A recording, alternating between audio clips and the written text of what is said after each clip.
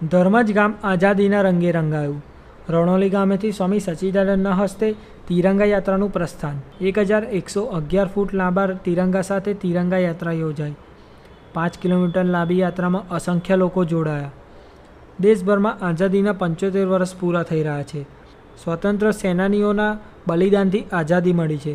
ત્યારે આઝાદીના અમૃત મહોત્સવ નિમિત્તે 13 ઓગસ્ટથી લઈ 15 ઓગસ્ટ સુધી હર ઘર તિરંગાનું આયોજન કરવામાં આવ્યું છે. ત્યારે અમૃત મહોત્સવમાં આણંદ જિલ્લાના ધર્મજ તેમજ રણોલી ગામના લોકોએ આઝાદીના અમૃત મહોત્સવની ખૂબ જ ધૂમધામથી 1111 ફૂટ લાંબા તિરંગાની યાત્રા યોજી અનોખી દેશભક્તિની મિસાલ બનાવી છે. રણોલી ગામેથી સ્વામી સચ્ચિદાનંદના હસ્તે તિરંગા યાત્રા પ્રસ્થાન કરવામાં આવી હતી, જે રણોલીથી ધર્મજ ગામે જલારામ મંદિરે સમાપ્ત થઈ હતી.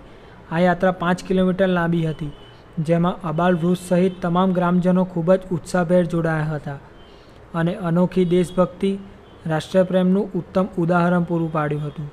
મહત્ત્વની વાત એ છે કે સમગ્ર આણંદ જિલ્લામાં આટલી મોટી લાંબી તિરંગા યાત્રા બીજે ક્યાંય નીકળી નથી.